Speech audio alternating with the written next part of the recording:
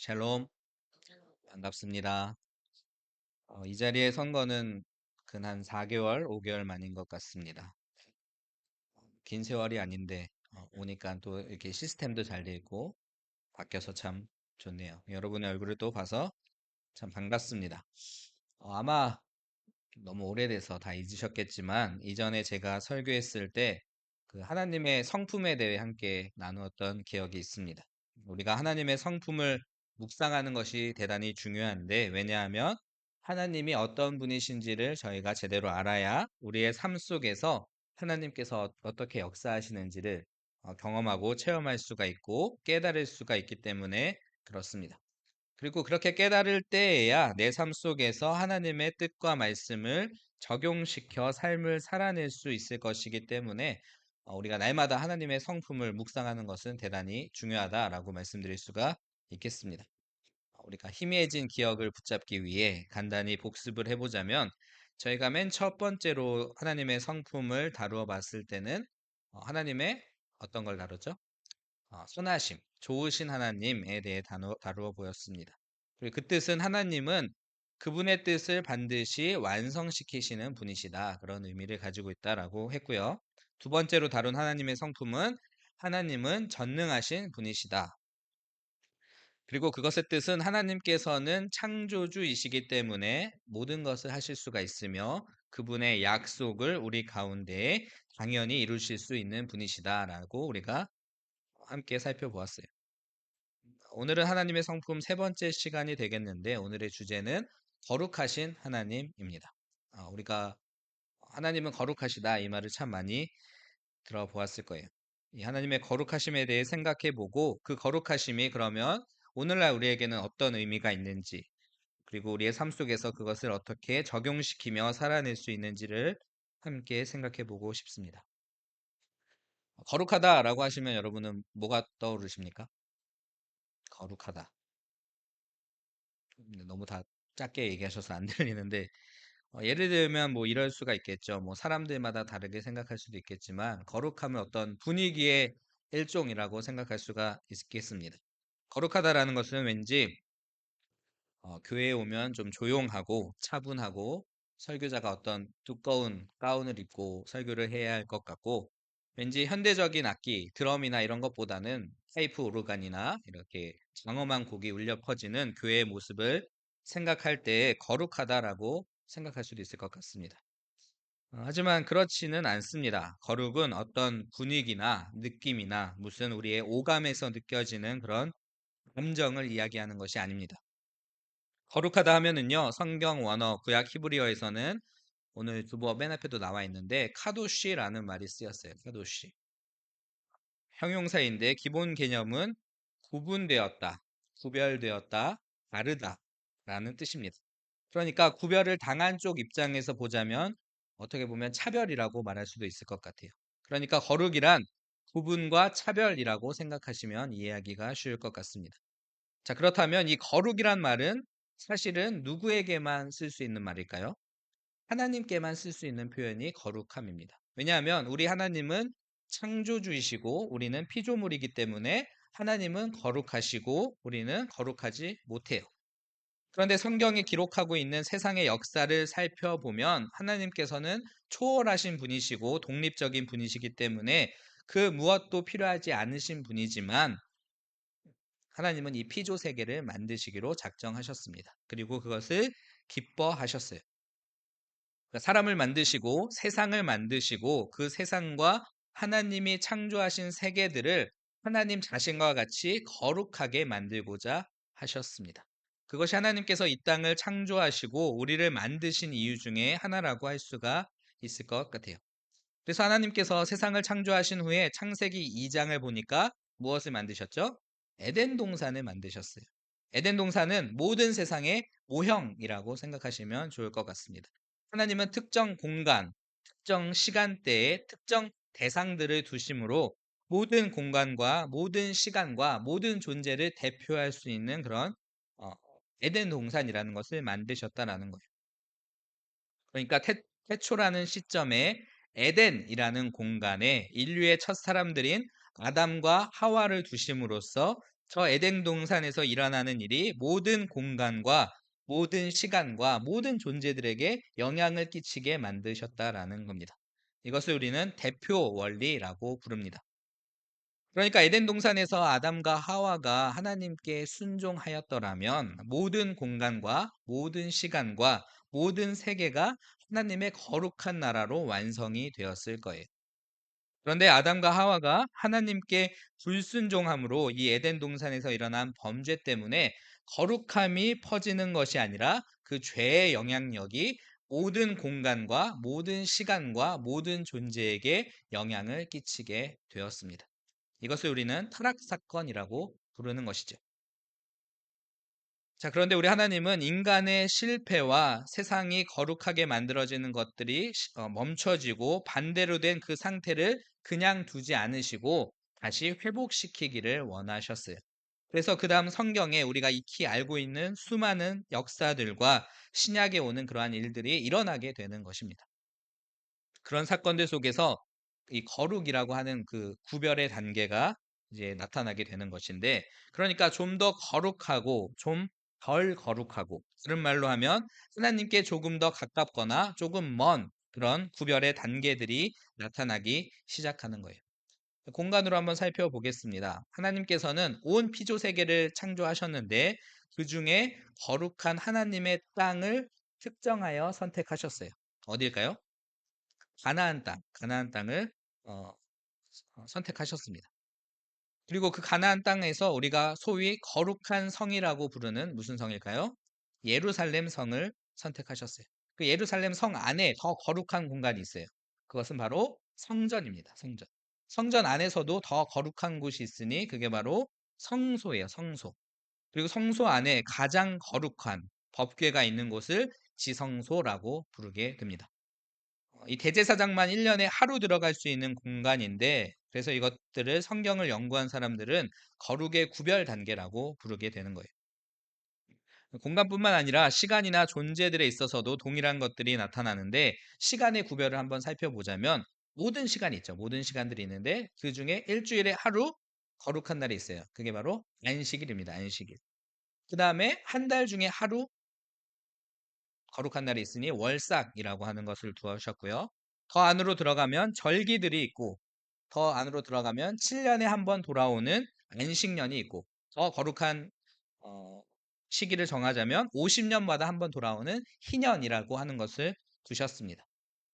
마찬가지로 사람들 사이에도 구분이 있었어요. 누구는 하나님께 더 가깝고 누구는 하나님께 더 먼 구별이 있었다라는 것인데, 모든 인류, 그러니까 열방들이라고 할 수가 있겠죠. 그 열방들 가운데 하나님은 어느 지파를 택하셨을까요? 이스라엘 지파를 거룩한 민족으로 선택하셨습니다. 그 이스라엘 12민족 지파 중에서도 더 거룩한 지파가 있었으니 그것이 바로 레위 지파예요. 레위 지파 중에서도 더 거룩한 가족이 있었으니 제사장 가문을 정하셨습니다. 이 건널 수 없는 벽이에요. 그러니까 이것들은 건널 수 없는 벽인데, 제사장 가문이라고 또 다 되는 것이 아니라 그 중에 딱 한 사람, 대제사장만이 아까 공간의 구별에서 두었던 그 지성소에 들어갈 수 있는 그런 구별을 두었습니다. 이렇듯이 거룩이란 구별이다라고 우리가 이해할 수가 있을 것 같아요. 하나님은 거룩하신 분이시고요. 우리는 거룩하지 못한 죄인입니다. 그래서 하나님은 거룩한 분이시다라고 이야기를 할 때에 기억해야 할 것이 있습니다. 그 거룩하신 하나님 앞에서 인간인 이상 누구든 자신을 의롭다, 의인이다라고 말할 수가 없다라는 점입니다. 우리는 타락한 하나님의 은혜 없이는 설 수 없는 죄인들임을 늘 기억해야 합니다. 그래서 성경에서는 하나님을 놀라우신 분이시다, 경외 받으셔야 하는 분이시다, 두려우신 분이시다라고 표현을 하고 있어요. 그렇지만 그럼에도 불구하고 이게 참 동전의 양면과 같은 것인데, 우리는 이러한 구별에서 하나님의 은혜를 발견하게 됩니다. 만약에 우리 하나님께서 거룩하신 분, 그래서 죄인을 심판하시는 분으로만 그치기를 원하셨다면 조금 전에 이야기를 나누었던 그런 구별들은, 다시 말해서 구약 성경으로 이어져 오는 그런 모든 이야기들이 필요가 없을 거예요. 인간이 죄를 지었어요. 너 죄를 지었네? 그리고 그냥 너 없어져 버려라 라고 하셨으면 그냥 끝났을 것입니다. 그런데 주님은 그렇게 하지 않으시고 이 역사를 통하여 우리에게 은혜를 베풀기를 원하셨어요. 좀 쉽게 말하면 오늘 제가 드리려는 말씀은 하나님께서 거룩하시기 때문에 죄인인 우리를 멸하신다가 아니라 하나님께서 거룩하시기 때문에 죄인인 우리를 거룩하게 하시기 위하여 은혜를 베푸신다라는 말씀을 드리려고 하는 것입니다. 시편 99편 1절부터 3절을 보시면 성전에 계신 하나님에 대해 이렇게 설명하고 있습니다. 1절을 제가 읽고 2절을 여러분이 읽고 3절을 같이 읽어보겠습니다. 여호와께서 다스리시니 만민이 떨 것이요 여호와께서 그룹 사이에 좌정하시니 땅이 흔들릴 것이로다.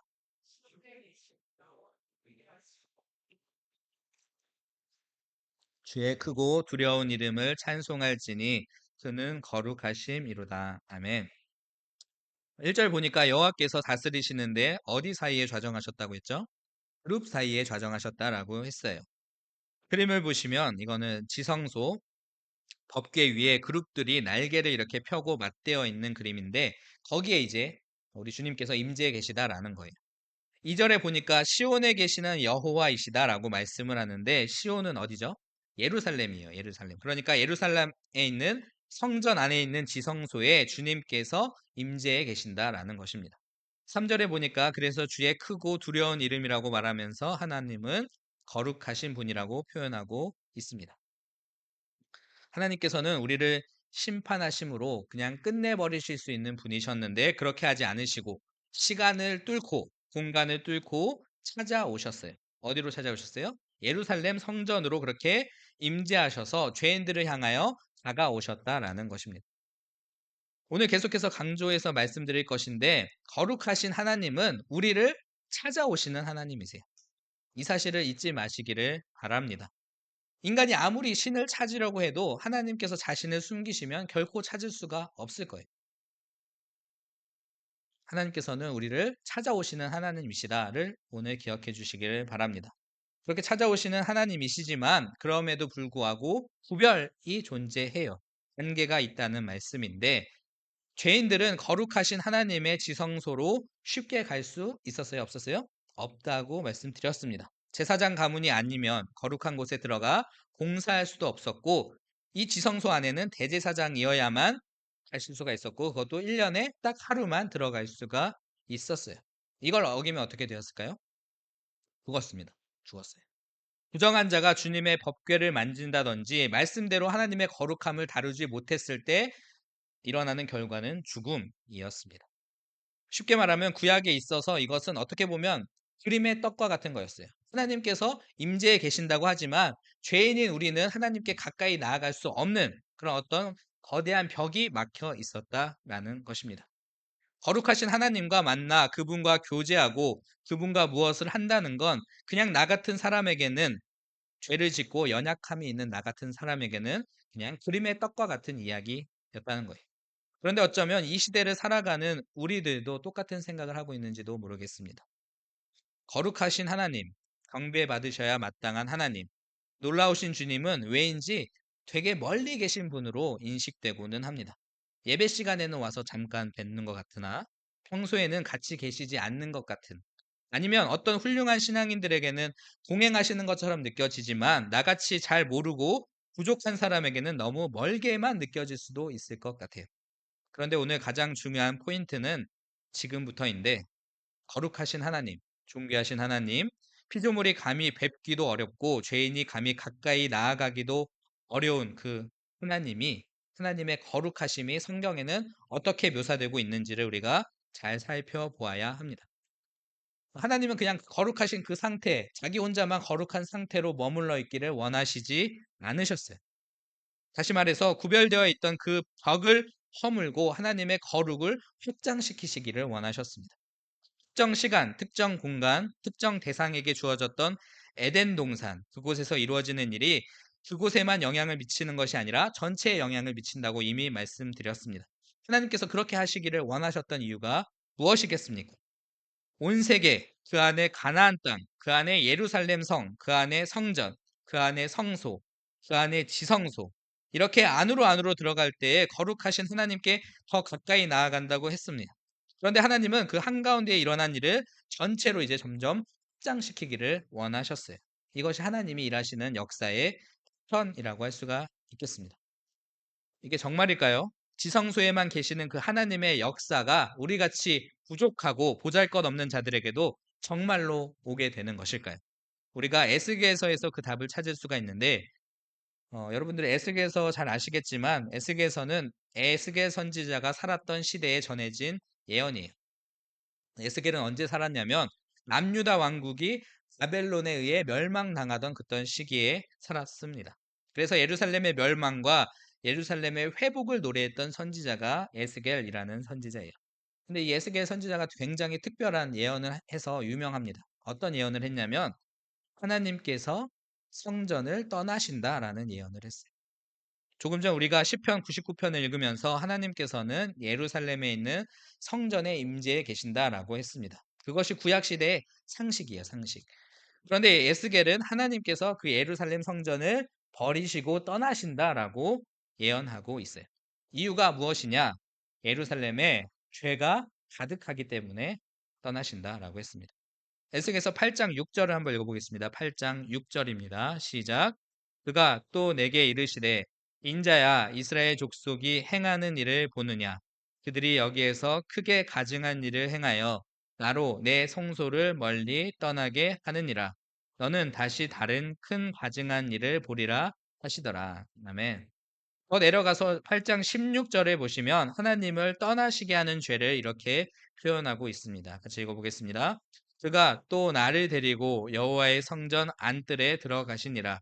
보라, 여호와의 성전 문 곧 현관과 제단 사이에서 약 25명이 여호와의 성전을 등지고 낯을 동쪽으로 향하여 동쪽 태양에게 예배하더라. 그래서 우상을 섬겼기 때문에 하나님은 성전을 떠나신다라고 말씀하고 있습니다. 하나님께서 예루살렘에서 떠나셨기 때문에 남유다 왕국은 멸망할 수밖에 없었던 것이고 바벨론과의 전쟁에서 지게 되었어요. 이게 실제로 일어난 역사입니다.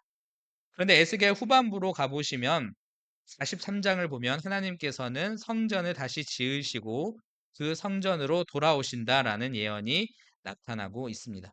2절과 4절, 5절을 올려들었는데 빨간 글씨를 쓴 것만 읽어보겠습니다. 시작. 이스라엘 하나님의 영광이 동쪽에서부터 오는데 여호와의 영광이 동문을 통하여 성전으로 들어가고 여호와의 영광이 성전에 가득하더라. 아멘. 그러니까 이스라엘의 죄로 말미암아 하나님께서 성전을 떠나셨어요. 그랬던 하나님께서 역사하셔서 그들을 회복시키기 위하여 다시 성전으로 돌아오신다라는 예언이 에스겔서에 나타나 있습니다. 그런데 에스겔은 하나님께서 성전으로 돌아오신다라는 것으로 끝나지 않고 한 걸음 더 나아가게 되는데요. 47장이에요. 47장. 1절부터 5절까지인데 한 절씩 교독하겠습니다. 그가 나를 데리고 성전 문에 이르시니 성전의 앞면이 동쪽을 향하였는데 그 문지방 밑에서 물이 나와 동쪽으로 흐르다가 성전 오른쪽 제단 남쪽으로 흘러내리더라.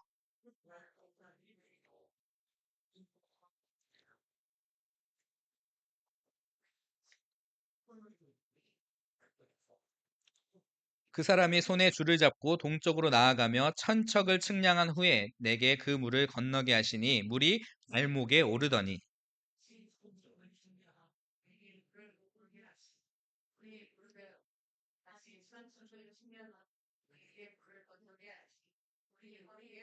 같이 읽겠습니다. 다시 천척을 측량하시니 물이 내가 건너지 못할 강이 된지라.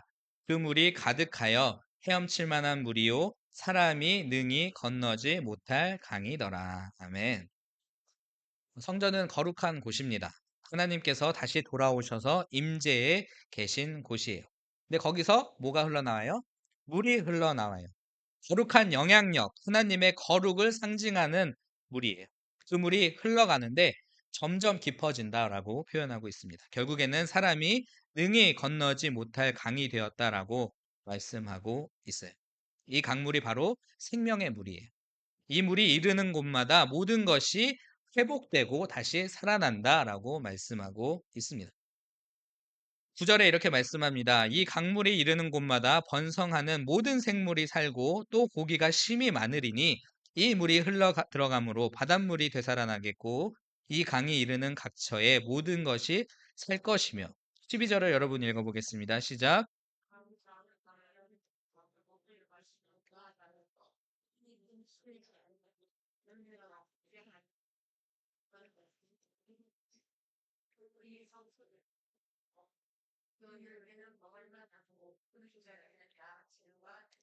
아멘.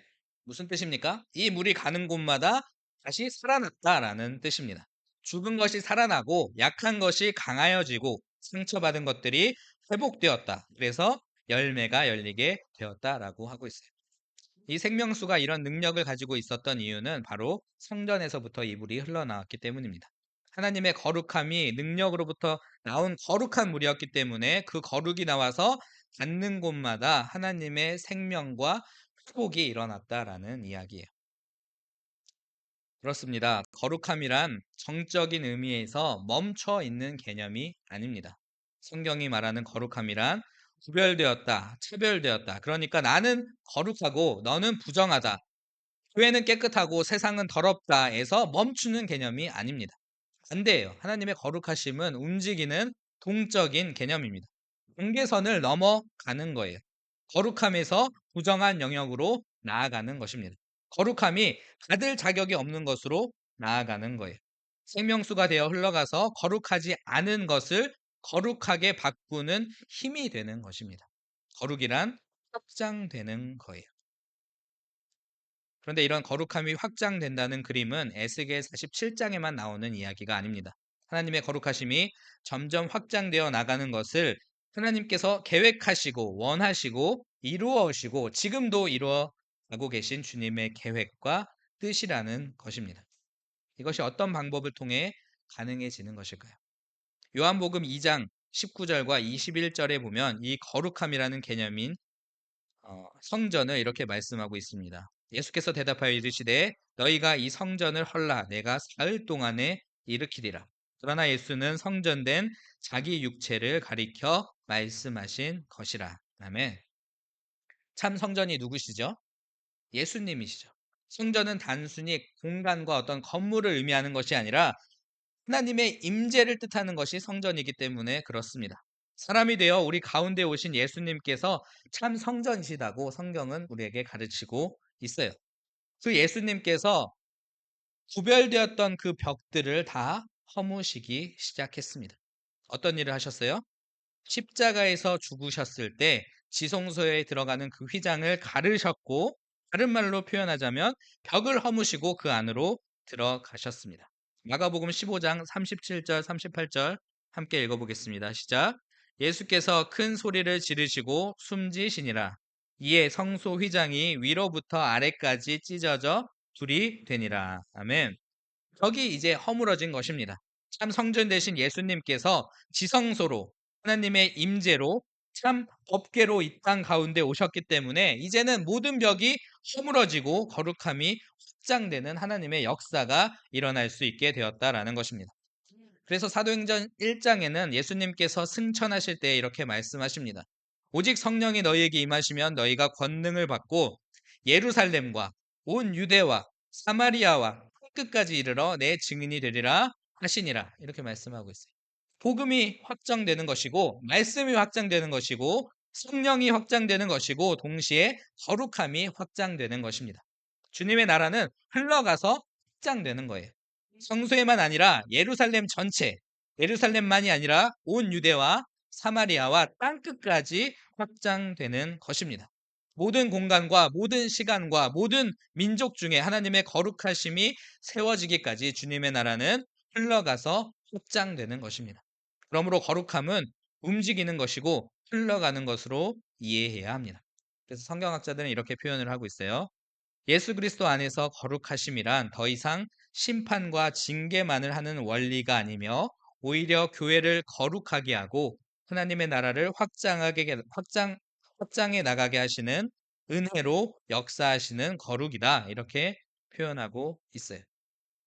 그래서 우리가 하나님은 거룩하십니다라는 주님의 성품을 묵상할 때에 그 거룩하신 하나님이 그 거룩함을 가지고 우리를 위하여 무슨 일을 하셨는지를 기억하는 것이 중요합니다. 거룩이란 구별이고 차별이고 원래는 우리는 외인이었어요. 그리스도의 그 벽 안으로 들어갈 수 없는 외인이었고 주님 앞에 가까이 나아갈 수 없는 죄인이었습니다. 하지만 그리스도 때문에 모든 것이 바뀌었습니다. 예수님 때문에 모든 것이 가능해졌습니다. 부정한 우리가 하나님의 거룩한 자녀가 되는 것입니다. 상처가 참 많은 우리가 예수님 때문에 그 상처를 넘어서서 회복에 동참하는 주님의 사역자들이 되는 것입니다. 잊지 마십시오. 예수님 때문에 하나님께서는 나를 어떤 자로 부르셨다고요? 거룩한 자로 부르셨습니다. 그렇다면 우리는 어떻게 살아야 하는 것일까요? 오늘 본문인데요. 레위기 19장 2절 말씀 한번 읽어보겠습니다. 시작.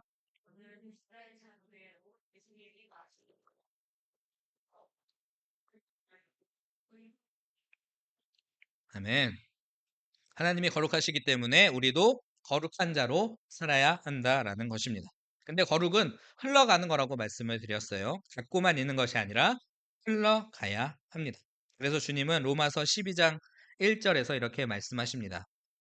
그러므로 형제들아 내가 하나님의 모든 자비하심으로 너희를 권하노니 너희 몸을 하나님이 기뻐하시는 거룩한 산 제물로 드리라. 이는 너희가 드릴 영적 예배니라. 이렇게 말씀하고 있어요.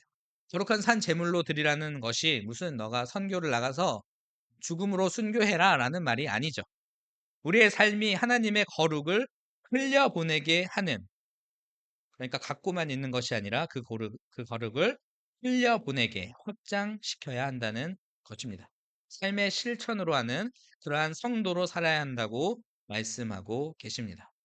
우리가 진짜로 하나님께서 나를 향하여 거룩한 분이셨고 나를 거룩한 자로 바꾸시기 위하여 그 아들 예수님을 우리에게 주셨다라는 것을 안다면 예수님이 거룩하신 것처럼 우리도 거룩한 자로 우리 안에 계신 그 성령이 충만하게 거하게 하심으로 거룩한 삶을 살아가는 산 제물로 주님께 드리기를 원하게 되는 것입니다. 그렇게 흘러가는 거예요. 축복교회를 통해 이 지역에, 이 나라에, 그리고 잠비아와 캄보디아에 또한 그것을 통하여 전 세계로 거룩함이 확장되어 흘러가는 것입니다. 그 모습은 우리가 다른 사람들을 대할 때에 그들을 어떻게 대하느냐에 정확하게 나타나게 된다고 생각합니다. 믿지 않는 분들, 회복이 필요한 분들, 어려운 가운데 있는 분들을 우리가 어떻게, 교회가, 신자가, 선교사가 어떻게 대하는가, 그것이 거룩을 어떻게 이해하고 있는가가 잘 보여주고 있다는 것이죠. 우리 예수님은 가장 거룩한 분이셨어요. 그런데 우리 주님은 제자들만 데리고 다니면서 거룩하지 못한 것들, 부정한 것들 워이 물러거라 라고 하시지 않았습니다. 그렇게 하신 것이 아니라 주님께서는 죄인들의 친구가 되어 주셨습니다. 그들과 함께 식사하셨고 그들을 사랑해 주셨어요. 요한복음 8장에 보면 사람들이 가늠한 여인을 데려와서 정죄하려 할 때에 주님은 이렇게 말씀하셨죠. 나도 너를 정죄하지 아니하노니 가서 다시는 죄를 범치 말라. 이 여인에게 죄 없다라고 하신 것이 아니었어요. 그러나 용서하시면서 거룩한 삶을 다시 살 수 있는 기회를 허락하셨습니다. 복음서를 보면 제가 참 좋아하는 장면이 있는데 예수님께서 풍랑 위를 걸어오신 장면이 있습니다. 베드로가 예수님을 보고 주님 저도 오라고 해주십시오 라고 하니까 주님께서 오라고 말씀하셨어요. 그러니까 베드로가 이렇게 막 걸어가기 시작합니다. 풍랑을 보고 겁에 질려서 물에 빠져들기 시작해요. 그때 예수님께서 어떻게 하셨어요? 그 손으로 베드로를 붙잡아서 건져 주셨습니다. 그 장면을 읽을 때마다 참 은혜가 됩니다. 왜 그럴까요? 여러분, 예수님의 손은 누구의 손이죠? 예수님의 손은 하나님의 손이세요. 하나님의 손은 의로우신 심판의 손입니다.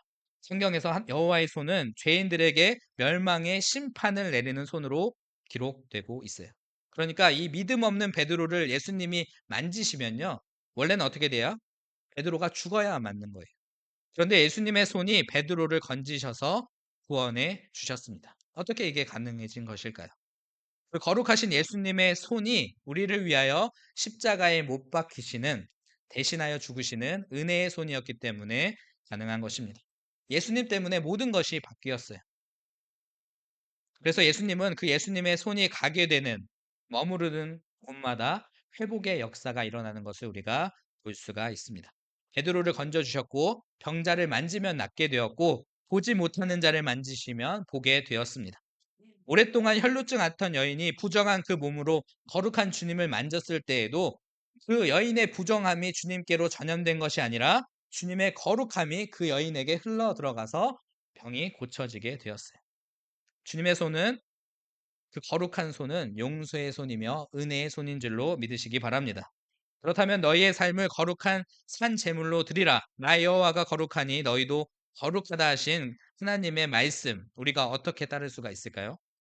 주님께서 우리에게 하신 것처럼 우리도 거룩한 손을 용서의 손, 은혜의 손으로 다른 사람에게 내밀어야 하는 것입니다.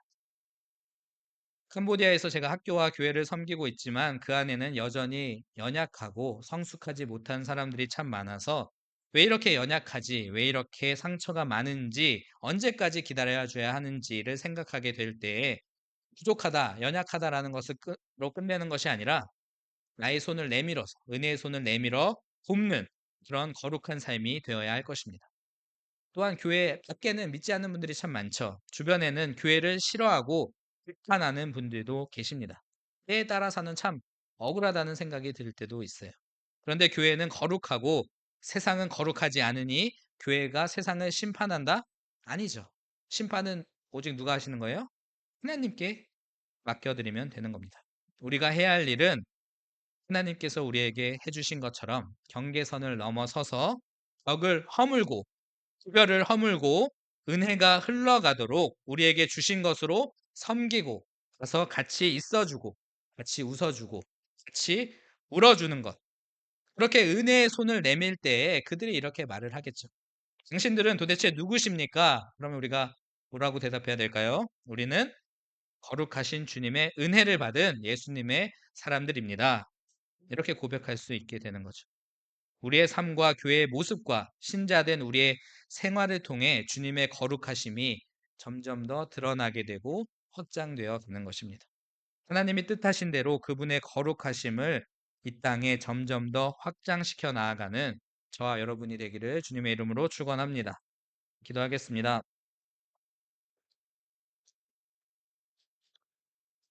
거룩하신 주님 참으로 감사합니다. 주님께서 그 거룩하심으로 나에게 은혜를 베풀어 주신 것을 감사합니다. 우리도 그 거룩하심의 은혜를 베풀고 흘려보내는 예수님의 손으로 살기를 원합니다. 경계를 넘고 구별을 넘어 죄인들의 친구가 되게 하시고 우리의 삶 속에 주님 홀로 영광받아 주옵소서. 예수님의 이름으로 기도드렸습니다. 아멘.